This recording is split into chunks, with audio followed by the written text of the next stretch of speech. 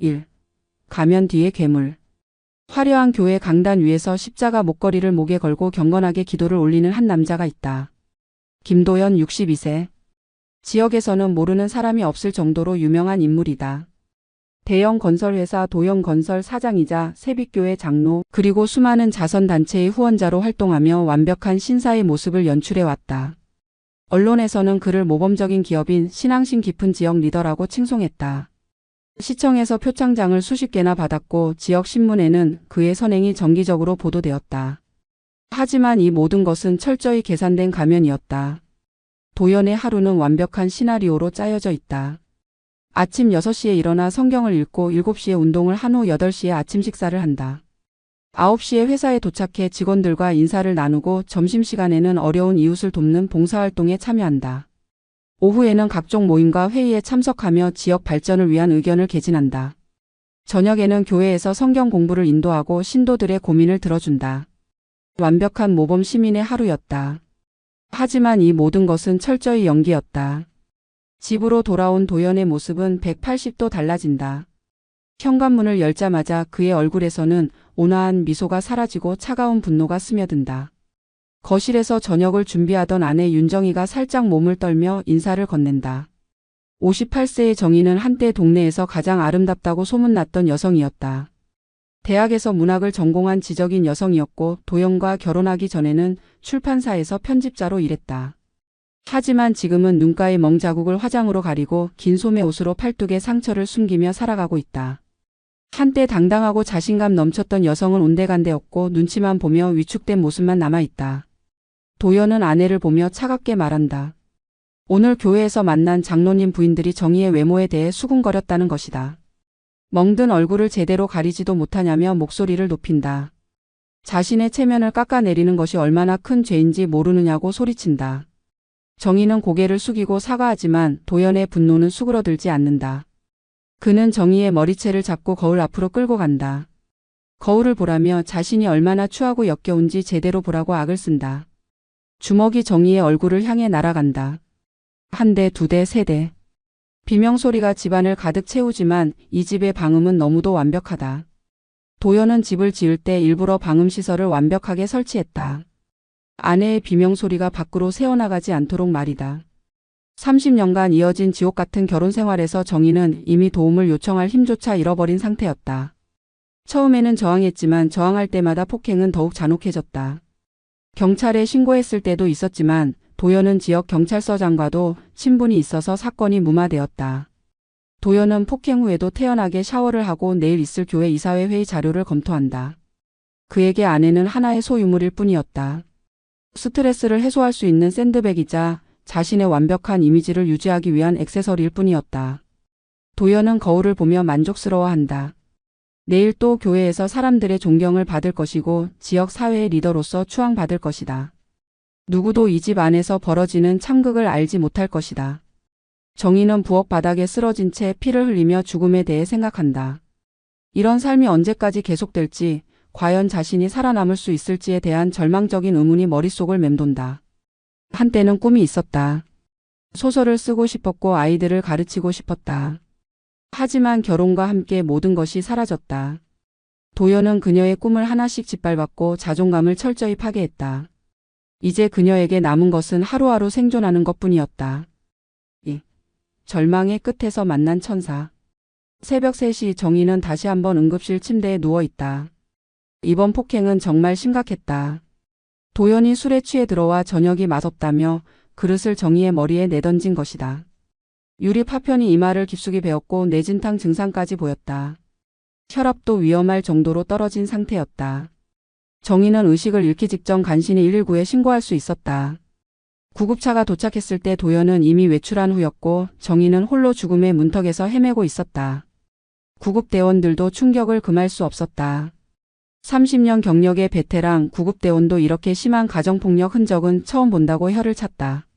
정희의 몸 곳곳에는 새 것과 오래된 것이 뒤섞인 상처들이 가득했다. 팔뚝에 담뱃불 자국들, 등과 옆구리에 멍든 자국들, 그리고 머리카락이 뽑힌 부분까지. 이것은 단순한 부부싸움이 아니라 조직적이고 지속적인 폭행의 흔적이었다. 응급실로 실려온 정희를 본 담당 의사 박성호는 충격을 금할 수 없었다. 60세의 성호는 서울대 의대를 졸업하고 30년간 응급의학과에서 근무하며 수많은 폭행 피해자를 봐왔다. 교통사고 환자부터 흉기에 찔린 환자까지 온갖 외상 환자들을 치료해왔지만 정희의 상태는 유독 심각했다. 단순히 최근의 외상만이 아니었다. 엑스레이를 찍어보니 과거에 부러진 늑골이 제대로 치유되지 않은 흔적이 여러 곳 발견되었다. 성호는 정희를 치료하면서 분노가 치밀어 오르는 것을 느꼈다. 의사로서 환자의 고통을 보면서 분노를 느끼는 것은 위험한 일이지만 이번만은 예외였다.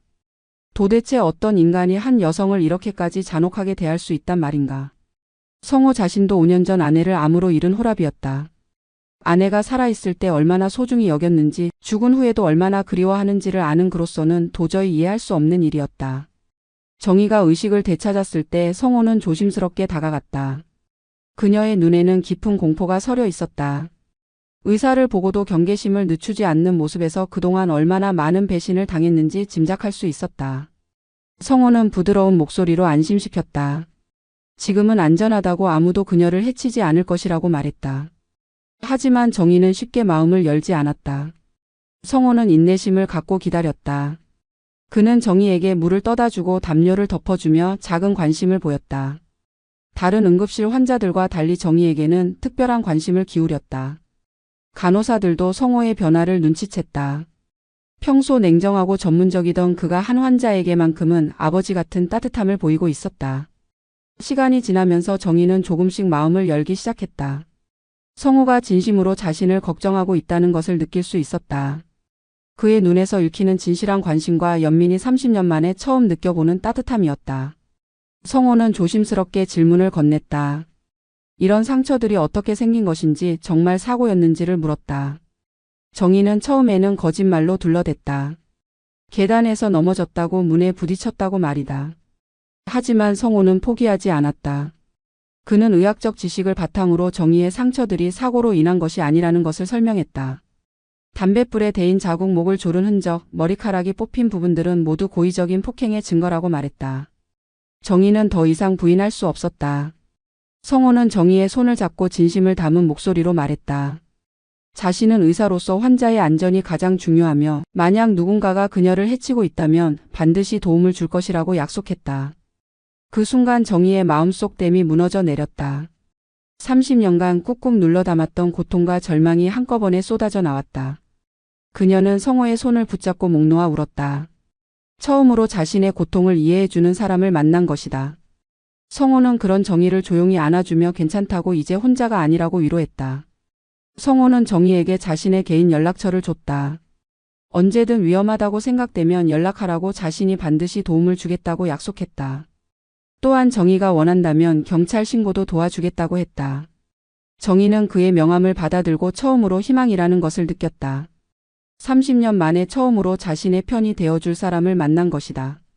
그날 밤 정희는 병원 침대에서 성호의 명함을 꼭 쥐고 잠들었다. 꿈속에서 그녀는 자유롭게 웃고 있었다. 3. 진실을 찾아서. 성호의 격려로 용기를 얻은 정희는 본격적으로 자신의 상황을 객관적으로 바라보기 시작했다. 30년간 당연하다고 생각했던 일들이 사실은 범죄였다는 것을 깨달았다. 남편의 폭행, 경제적 통제, 사회적 고립 등이 모두 가정폭력의 전형적인 패턴이라는 것을 알게 되었다. 성호가 추천해준 가정폭력 관련 책들을 읽으면서 자신이 얼마나 심각한 피해자였는지 인식하게 되었다. 정희는 몰래 휴대폰으로 자신의 상처들을 사진으로 남기기 시작했다. 매일 아침 화장을 하기 전 거울 앞에서 멍든 얼굴과 상처난 몸을 기록했다. 처음에는 손이 떨려서 제대로 찍을 수도 없었지만 점차 체계적으로 증거를 수집하게 되었다. 성호는 의학적 관점에서 상해 진단서를 상세히 작성해주고 정희가 놓칠 수 있는 부분들까지 꼼꼼히 체크해줬다. 성호는 정희에게 작은 녹음기도 건네줬다. 도연의 협박과 폭언을 녹음하라고 했다. 처음에는 녹음기를 켜는 것조차 두려웠지만 점차 익숙해졌다. 도연이 술에 취해 돌아와 폭언을 할 때, 폭행을 가할 때의 상황들이 모두 녹음되었다. 도연의 추악한 본성이 적나라하게 드러나는 결정적인 증거들이 하나둘씩 쌓여갔다. 어느 날 도연이 3일간의 지방 출장을 떠난 사이 정희는 평생 처음으로 그의 서재에 들어갔다. 평소에는 절대 접근할 수 없었던 금고와 서류 캐비넷을 열어본 것이다.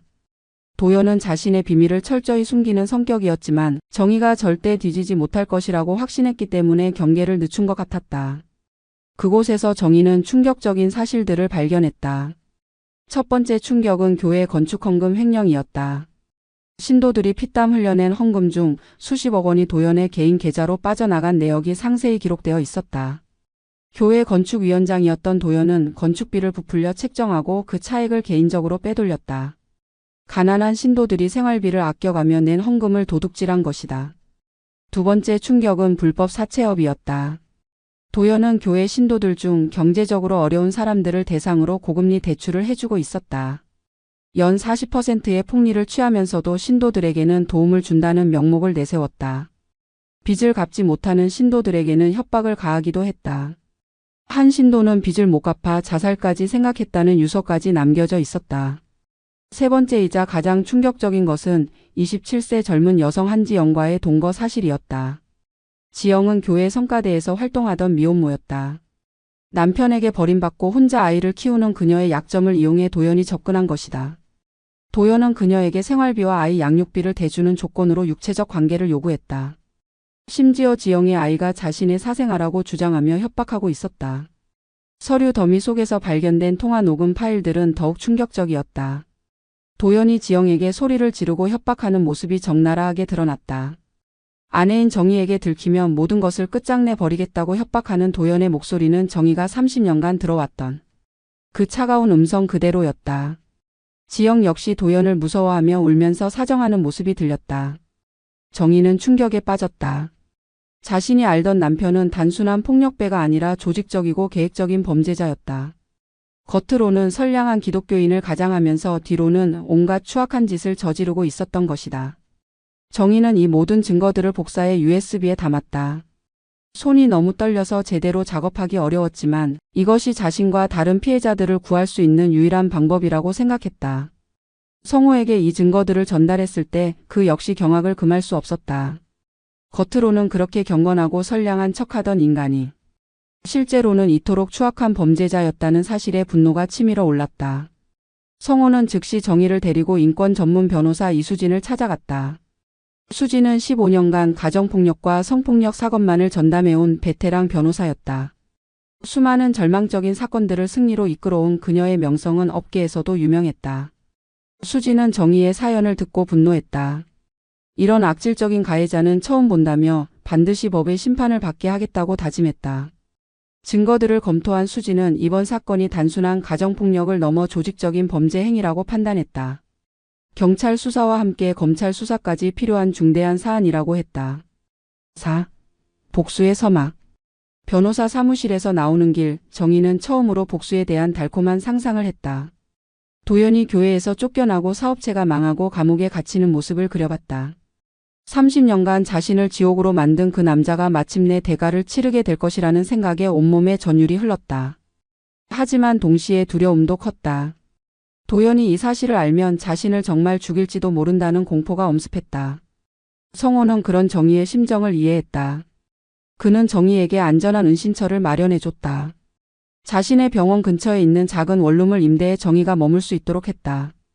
도연이 찾아올 수 없는 안전한 곳이었다. 정희는 30년 만에 처음으로 도연의 감시와 통제에서 벗어난 자유로운 공간을 갖게 되었다. 하지만 도연도 바보가 아니었다. 며칠째 아내가 집에 들어오지 않자 수상함을 느끼기 시작했다. 평소 같으면 아무리 늦어도 자정 전에는 집에 돌아오던 정희가 연락도 없이 사라진 것이다. 도연은 정희의 휴대폰을 추적하고 주변 사람들에게 연락해 그녀의 행방을 찾으려 했다. 하지만 정희는 새 휴대폰을 사용하고 있었고 성호와 수진 변호사 외에는 누구와도 연락하지 않았다. 도연의 불안감은 점점 커져갔다. 혹시 정희가 자신의 비밀을 알아차리고 도망친 것은 아닐까 하는 의심이 들기 시작했다. 그는 서재를 확인해봤지만 정희가 워낙 조심스럽게 증거를 수집했기 때문에 들킨 흔적을 발견할 수 없었다. 하지만 본능적으로 뭔가 잘못되었다는 것을 느꼈다. 한편 수진 변호사는 경찰과의 협조하에 치밀한 수사를 준비하고 있었다. 정희가 제공한 증거들을 바탕으로 도연의 모든 범죄 행위를 입증할 수 있는 추가 증거들을 수집했다. 교회 회계장부, 은행 거래 내역, 지영과의 통화 녹음 등이 모두 확보되었다. 검찰에서도 이 사건에 큰 관심을 보였다. 지역 유지가 저지른 조직적 범죄라는 점에서 사회적 파장이 클 것으로 예상되었다. 수지는 정희에게 재판에서 증언할 준비를 시켰다. 30년간의 피해 사실을 법정에서 증언하는 것은 쉬운 일이 아니었다. 정희는 트라우마 때문에 도연을 떠올리기만 해도 몸이 떨렸다. 하지만 성호와 수진의 격려로 점차 용기를 얻어갔다. 자신만을 위한 것이 아니라 지영과 같은 다른 피해자들을 위해서라도 반드시 해내야 한다고 다짐했다. 지영도 정희의 용기에 감화되어 증언에 동참하기로 했다. 처음에는 도연의 보복이 두려워 거부했지만 정희와 성호의 설득으로 마음을 바꿨다. 지영은 도연에게 당한 성폭행과 협박의 전말을 상세히 증언하기로 했다. 자신의 아이를 위해서라도 도연을 처벌받게 해야 한다는 각오를 다졌다. 교회 내부에서도 변화가 일어나고 있었다. 일부 신도들이 도연의 이상한 행동들에 대해 의문을 제기하기 시작했다. 헌금이 제대로 관리되고 있는지, 건축비가 적절하게 사용되었는지에 대한 감사를 요구하는 목소리가 높아졌다. 도연은 이런 분위기를 감지하고 더욱 초조해했다. 뭔가 큰 변화가 일어나고 있다는 것을 본능적으로 느꼈지만 구체적으로 무엇인지는 알 수 없었다. 폭풍 전야. 도연의 불안감은 극에 달했다. 며칠째 정희와 연락이 닿지 않자 그는 미쳐가고 있었다. 평소 완벽한 통제를 자랑하던 그에게 이런 상황은 견딜 수 없는 것이었다. 그는 정희를 찾기 위해 온갖 수단을 동원했다. 사설 탐정을 고용하고 정희의 과거 직장 동료들에게까지 연락해 그녀의 행방을 찾으려 했다. 하지만 모든 노력은 허사였다. 정희는 마치 증발한 것처럼 자취를 감춰버렸다. 도연은 교회에서도 연기를 계속해야 했다. 신도들 앞에서는 여전히 자상한 남편이자 모범적인 장로의 모습을 연출했다. 아내가 잠시 친정에 가서 어머니를 돌보고 있다고 거짓말을 했다. 하지만 그의 표정에서는 초조함과 분노가 숨어 있었다. 예배 중에도 집중하지 못하고 휴대폰을 확인하는 모습이 자주 목격되었다. 한지영 역시 도연의 변화를 감지했다. 평소보다 더욱 신경질적이고 폭력적으로 변한 도연이 두려웠다. 그는 지영에게 정희의 행방에 대해 아는 것이 없냐며 다그쳤다. 혹시 정희가 자신들의 관계를 눈치챈 것은 아니냐며 의심했다. 지영은 아무것도 모른다고 했지만 사실은 며칠 전부터 낯선 여성으로부터 전화를 받고 있었다. 그 여성은 자신을 변호사라고 소개하며 지영에게 도연과의 관계에 대해 질문했다. 교회 내부의 분위기도 심상치 않았다. 몇몇 신도들이 도연의 재정 관리에 대해 공공연히 의문을 제기하기 시작했다. 건축 헌금으로 모인 돈이 정말 모두 건축비로 사용되었는지, 왜 예상보다 훨씬 많은 돈이 들어갔는지에 대한 의혹이 제기되었다. 도연은 이런 의혹들을 일축하려 했지만 점점 더 많은 신도들이 투명한 회계 감사를 요구하고 나섰다. 이런 상황에서 도연은 극단적인 선택을 고려하기 시작했다. 정의를 찾아서 영원히 입을 막아버릴 생각이었다. 그는 과거에 거래했던 조폭들과 연락을 취했다.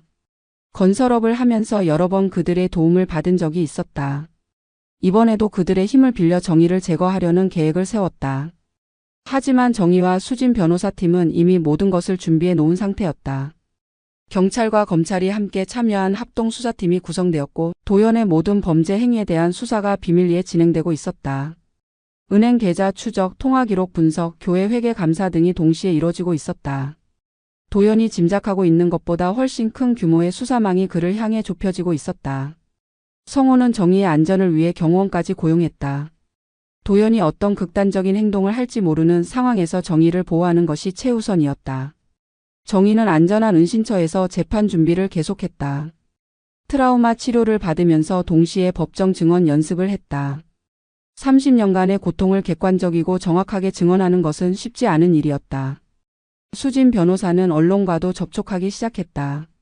이 사건이 단순한 가정폭력 사건이 아니라 지역 사회의 부패와 위선을 드러내는 중대한 사건이라는 점을 강조했다. 종교를 가장한 범죄, 사회적 약자를 이용한 착취 등의 키워드로 언론의 관심을 끌었다. 몇몇 언론사에서 취재 의향을 보이기 시작했다.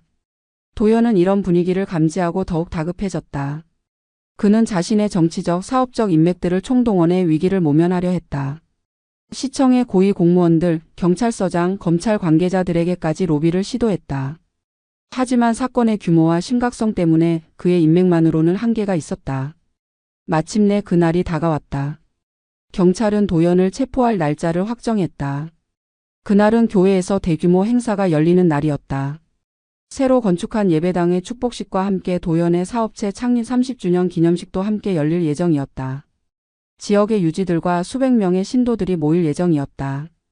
경찰은 이날을 택한 이유가 있었다. 도연의 위선을 가장 극적으로 드러낼 수 있는 순간이기 때문이었다.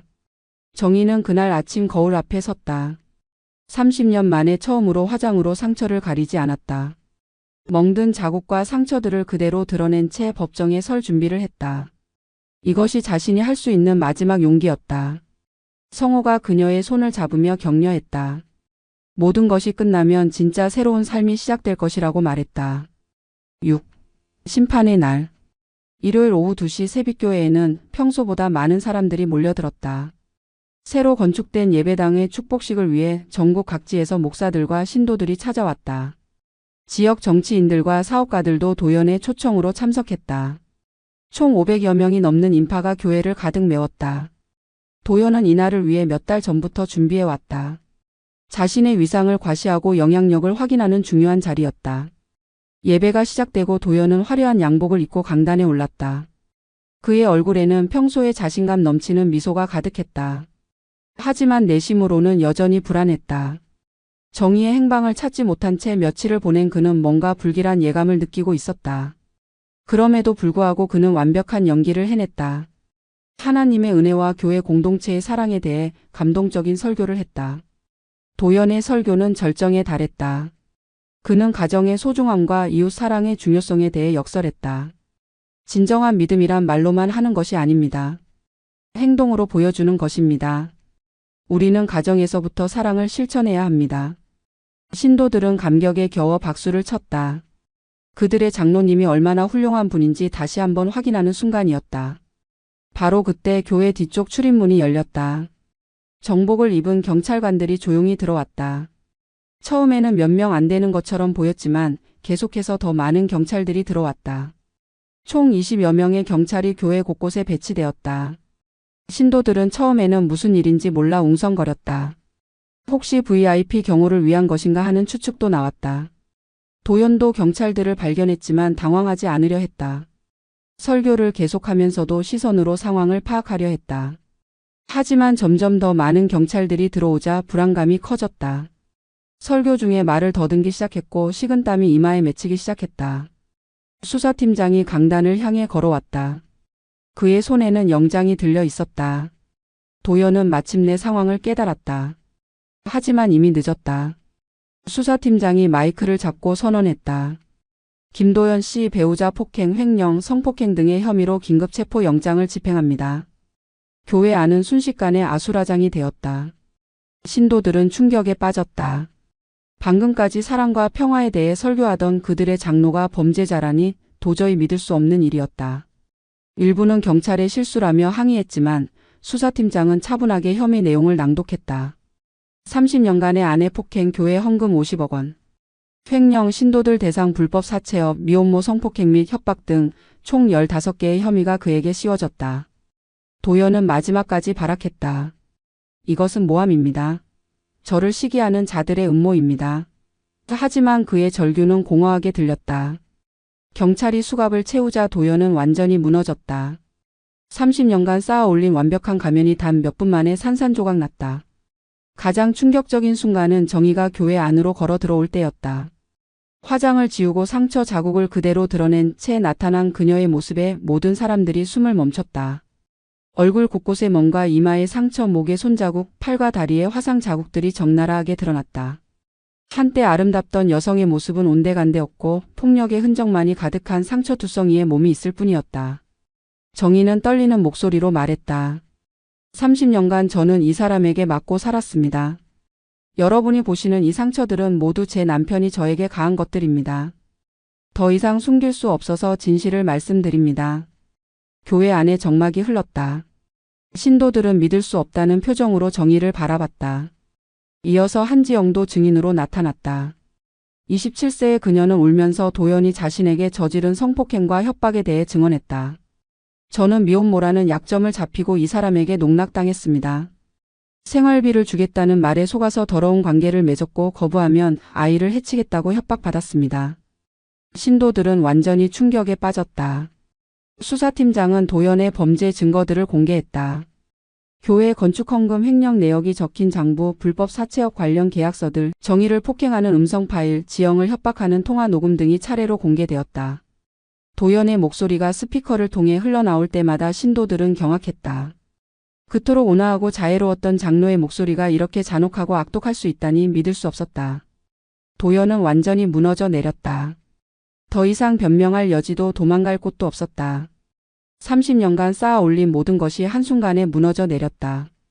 지역의 존경받는 인사에서 극악무도한 범죄자로 추락하는데 단 몇 시간이면 충분했다. 수갑을 찬 도연이 경찰차로 끌려가는 모습을 보며 정의는 처음으로 진정한 해방감을 느꼈다. 7. 정의의 승리. 도연의 체포는 지역사회에 큰 충격파를 일으켰다. 그동안 존경받던 지역 유지가 실제로는 극악무도한 범죄자였다는 사실이 언론을 통해 연일 보도되었다. 가면을 쓴 악마, 위선자의 실체, 교회를 우롱한 사이비, 신도 등의 제목으로 기사들이 쏟아져 나왔다. 도연의 사진과 함께 그의 범죄 행각이 상세히 공개되었다. 재판 과정에서 도연의 재상은 더욱 적나라하게 드러났다. 검찰은 그가 지난 15년간 체계적이고 조직적으로 범죄를 저질러 왔다고 발표했다. 교회 헌금 횡령액만 해도 총 80억 원에 달했다. 가난한 신도들이 생활비를 아껴가며 낸 헌금을 개인 용도로 사용한 것이다. 이 돈으로 도연은 고급 아파트를 여러 채 구입하고 외제차를 사고 해외여행을 다녔다. 불법 사채업의 규모도 상상을 초과했다. 도연은 경제적으로 어려운 신도들을 대상으로 연 40%가 넘는 고금리로 돈을 빌려주었다. 담보로 받은 부동산들을 헐값에 처분해 수십억 원의 부당이득을 취했다. 빚을 갚지 못하는 신도들에게는 조직폭력배를 동원해 협박을 가하기도 했다. 그 결과 자살을 시도한 신도도 있었다. 정의에 대한 폭행 사실도 의학적으로 입증되었다. 성우 의사가 작성한 상해 진단서와 엑스레이 자료들이 결정적 증거가 되었다. 30년간 지속된 체계적 폭행으로 인해 정의는 늑골골절, 뇌진탕, 화상, 타박상 등 수십 가지의 상해를 입었다. 정신적 트라우마로 인한 우울증과 불안장애도 심각한 수준이었다. 한지영에 대한 성폭행 사실도 물리적 증거와 함께 명확히 입증되었다. 도연이 지영을 협박하며 녹음한 통화 내용들이 결정적 역할을 했다. 지영의 아이에게 해를 끼치겠다는 협박, 생활비를 끊겠다는 위협 등이 모두 녹음되어 있었다. 도연은 심지어 지영과의 성관계를 몰래 촬영한 동영상까지 소지하고 있어 더욱 큰 충격을 주었다. 재판부는 도연의 범죄를 인면수심의 극치라고 표현했다. 종교인을 가장하여 신도들의 신뢰를 악용하고 남편이라는 지위를 이용해 아내를 30년간 고문한 것은 용서할 수 없는 범죄라고 판단했다. 특히 사회적 약자인 미혼모를 성적으로 착취한 행위는 인간으로서 해서는 안 될 최악의 범죄라고 규정했다. 도연의 변호인들은 그가 정신적 질환을 앓고 있다며 감형을 호소했다. 또한 그동안의 사회 기여도를 들어 선처를 요청했다. 하지만 재판부는 이를 받아들이지 않았다. 도연의 범행이 계획적이고 지속적이었다는 점, 피해자들에 대한 반성이 전혀 보이지 않는다는 점을 들어 중형을 선고하겠다고 밝혔다. 마침내 선고일이 왔다. 재판장은 도연에게 징역 15년과 벌금 100억 원을 선고했다. 또한 정의에게는 위자료 20억 원, 지영에게는 10억 원을 배상하라고 명령했다. 도연의 모든 재산은 피해자들에게 배상하는 용도로 몰수되었다. 한때 지역 최고의 부자였던 그에게 남은 것은 죄수복뿐이었다. 선고를 듣는 도연의 표정은 완전히 무너져 있었다. 15년이라는 긴 형량에 그는 절망했다. 60세가 넘은 나이에 15년을 복역한다면 출소할 때는 이미 늙은 노인이 될 것이었다. 그의 인생은 완전히 끝장난 것이었다. 법정에서 울부짖는 도연의 모습은 그동안의 위험 있던 모습과는 너무나 대조적이었다. 8. 새로운 시작. 재판이 끝난 후 정의의 삶은 완전히 달라졌다. 30년 만에 처음으로 자유로운 몸이 된 그녀는 새로운 삶을 계획하기 시작했다. 위자료와 재산 분할로 얻은 돈으로 그녀는 작은 카페를 열기로 결심했다. 한때 문학도였던 그녀의 꿈은 아늑한 공간에서 사람들에게 따뜻함을 전해주는 것이었다. 카페의 위치는 성호의 추천으로 결정되었다. 대학가 근처의 조용한 골목에 있는 2층 건물을 임대했다. 1층은 카페 공간으로 2층은 정의의 거주 공간으로 꾸몄다. 카페의 이름은 새로운 시작으로 정했다. 정의의 인생 제2막을 의미하는 상징적인 이름이었다. 카페 인테리어는 정의가 직접 기획했다. 따뜻한 나무톤의 가구들과 화사한 꽃들로 가득한 공간을 만들었다. 벽면에는 그녀가 좋아하는 문학 작품들의 명구들을 예쁘게 새겨 넣었다. 모든 끝은 새로운 시작이다. 상처받은 만큼 더 강해진다. 같은 희망적인 메시지들이 카페 곳곳에 배치되었다. 카페를 준비하는 동안 성호는 정희의 든든한 조력자가 되어 주었다. 메뉴 개발부터 인테리어, 마케팅까지 모든 면에서 도움을 주었다. 의사로서의 바쁜 일정에도 불구하고 시간을 내어 정희와 함께했다. 두 사람의 관계는 자연스럽게 발전해 갔다. 처음에는 의사와 환자였지만 이제는 서로를 의지하는 소중한 동반자가 되었다. 카페가 문을 연 첫날 생각보다 많은 손님들이 찾아왔다. 정희의 이야기를 언론을 통해 들은 사람들이 응원차 찾아온 것이었다. 특히 가정폭력 피해 경험이 있는 여성들이 많이 왔다. 그들은 정희에게서 희망을 얻고 싶어 했다. 자신들도 새로운 시작을 할 수 있다는 용기를 얻고 싶어 했다. 정희는 이런 여성들을 위해 특별한 프로그램을 시작했다. 매주 화요일 저녁에는 힐링 토크라는 시간을 마련해 가정폭력 피해 여성들의 모임을 주최했다. 서로의 경험을 나누고 위로하며 새로운 삶을 계획하는 시간이었다. 성호도 의료진으로 참여해 피해자들의 치료와 상담을 도왔다. 카페는 점차 지역의 명소가 되어갔다. 커피 맛도 좋았지만 무엇보다 정희의 따뜻한 마음가짐이 사람들을 끌어들였다. 그녀는 손님 한 명 한 명과 진심으로 소통했다. 힘들어하는 사람들에게는 위로를, 기뻐하는 사람들과는 함께 기쁨을 나눴다. 카페는 단순한 상업 공간이 아니라 사람들의 마음을 치유하는 공간이 되었다. 6개월 후 성호는 정희에게 정식으로 교제를 신청했다. 병원 옥상 정원에서 석양을 바라보며 그는 진심을 고백했다. 처음에는 의사로서 환자를 돕는다는 마음이었습니다. 하지만 시간이 지나면서 한 인간으로서 당신을 사랑하게 되었습니다. 나이가 많다고 사랑을 포기할 필요는 없지 않을까요? 정희는 처음에는 당황했다. 30년간 지옥 같은 결혼 생활을 한 자신이 다시 사랑을 할 수 있을지 확신할 수 없었다. 하지만 성호는 서두르지 않았다. 그는 매일 카페를 찾아와 커피를 마시며 정희와 소소한 대화를 나눴다. 병원에서 있었던 재미있는 일들을 이야기하고 정희의 카페 운영에 대한 조언도 해줬다. 함께 영화를 보러 가고 산책을 하며 천천히 서로를 알아갔다. 점차 정희는 성호에게 마음을 열기 시작했다. 그와 함께 있을 때 느끼는 편안함과 안정감이 진짜 사랑의 시작이라는 것을 깨달았다. 9. 진정한 행복. 1년 후 정희와 성호는 조용한 결혼식을 올렸다. 화려한 예식장 대신 정희의 카페에서 가족과 가까운 지인들만 모인 소담한 결혼식이었다. 정희는 순백의 드레스를 입고 진심으로 웃었다. 59세의 나이에 맞는 우아하고 품이 있는 아름다움이 그녀에게서 빛났다. 성호 역시 정희를 바라보며 행복한 미소를 지었다. 결혼식은 정희가 상상했던 모든 것과 달랐다. 30년 전 도영과의 결혼식은 화려했지만 공허했다.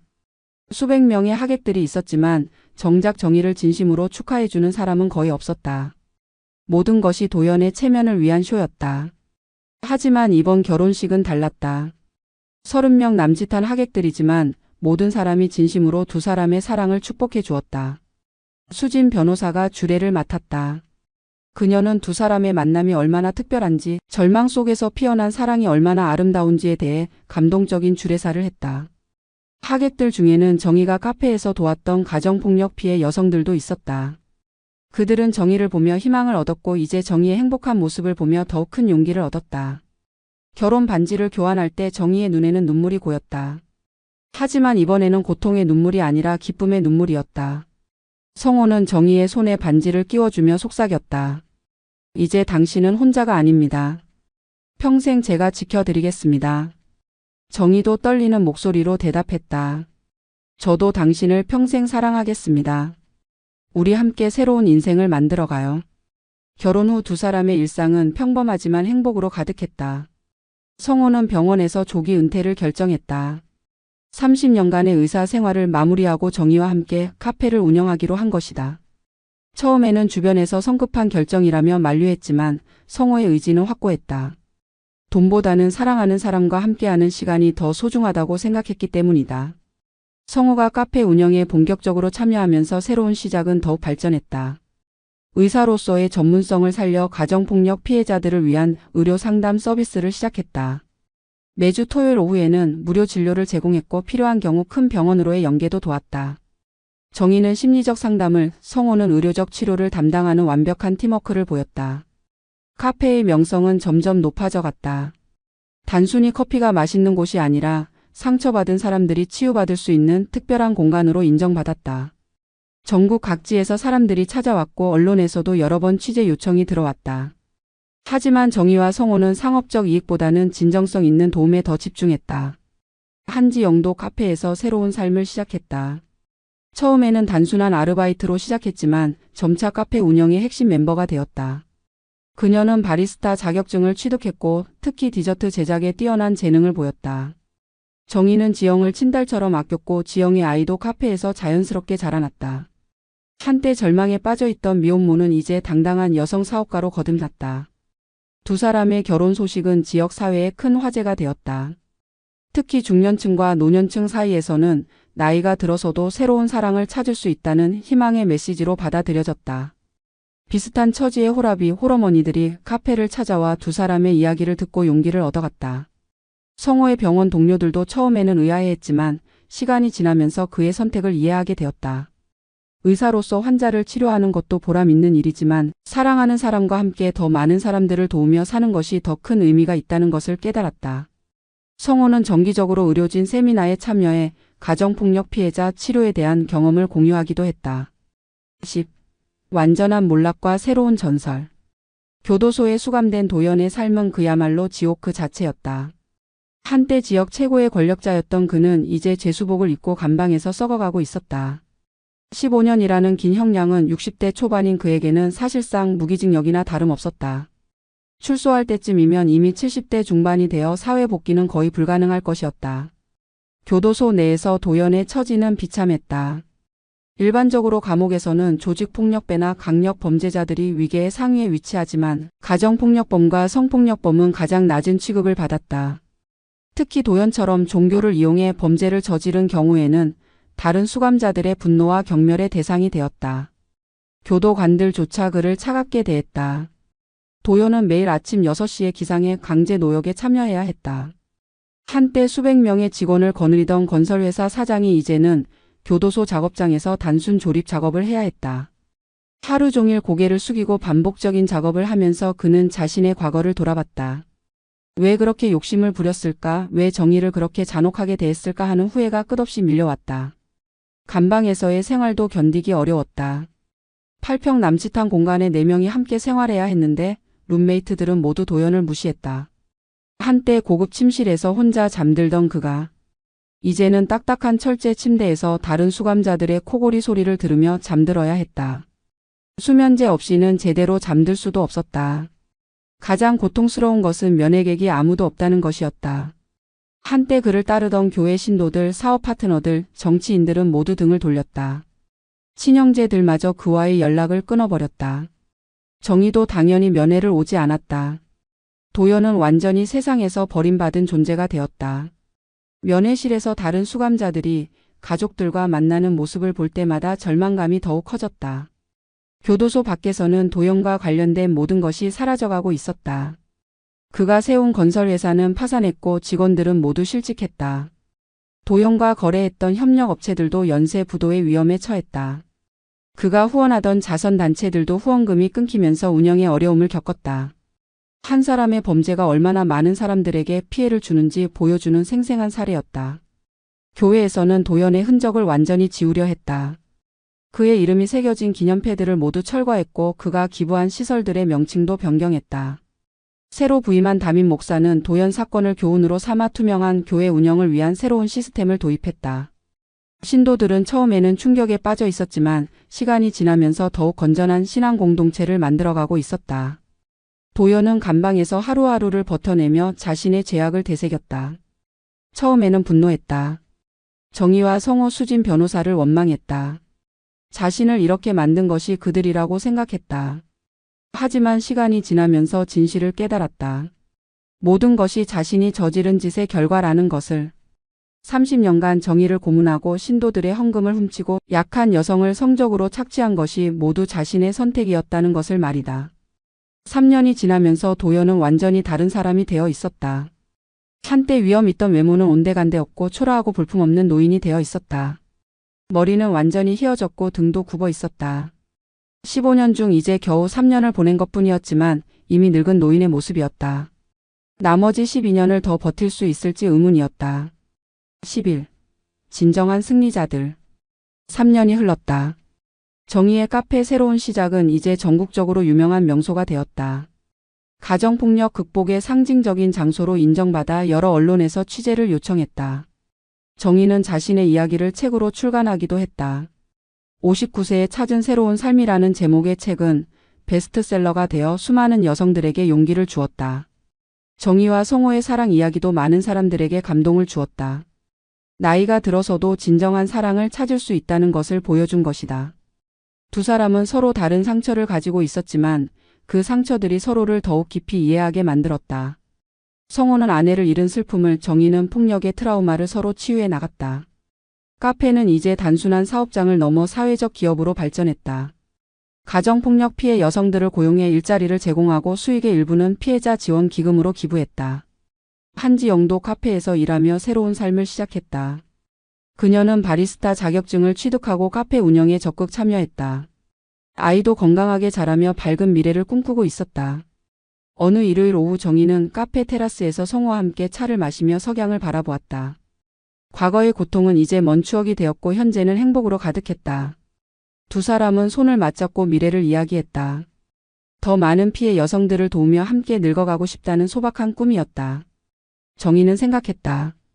인생에서 가장 어두운 터널을 지나온 후에야 진정한 빛을 볼 수 있다는 것을. 그리고 진짜 사랑은 나이에 상관없이 찾아온다는 것을.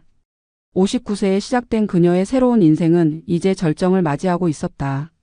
매일 아침 일어날 때마다 느끼는 자유와 행복, 그리고 사랑하는 사람과 함께하는 평범한 일상이 그녀에게는 기적 같은 선물이었다. 성우 역시 정희와 만난 것을 인생의 가장 큰 축복이라고 생각했다. 아내를 잃고 혼자 살아가던 그에게 정희는 새로운 삶의 의미를 가져다 주었다. 의사로서 환자를 치료하는 것도 보람 있는 일이었지만 사랑하는 사람과 함께 다른 사람들을 돕는 일은 훨씬 더 큰 의미가 있었다. 도연은 여전히 감옥에서 썩어가고 있었다. 그의 몰락은 완전했고 회복 불가능했다. 한때 지역 최고의 권력자였던 그는 이제 사회에서 완전히 잊힌 존재가 되었다. 그가 저지른 범죄의 피해자들은 모두 새로운 삶을 찾았지만 가해자인 그만은 영원히 어둠 속에서 후회하며 살아가야 했다. 이것이야말로 진정한 정의의 승리였다. 악은 반드시 멸망하고 선은 결국 승리한다는 것을 보여주는 완벽한 사례였다.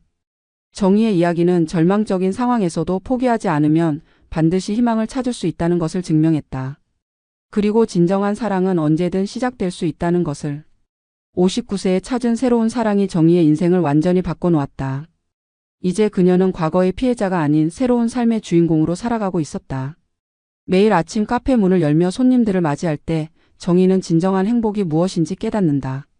자유롭게 숨쉬고 사랑하는 사람과 함께하며 다른 사람들에게 희망을 전해주는 것. 이것이 바로 인생의 진정한 의미라는 것을 말이다. 정희와 성호의 사랑 이야기는 계속되고 있다.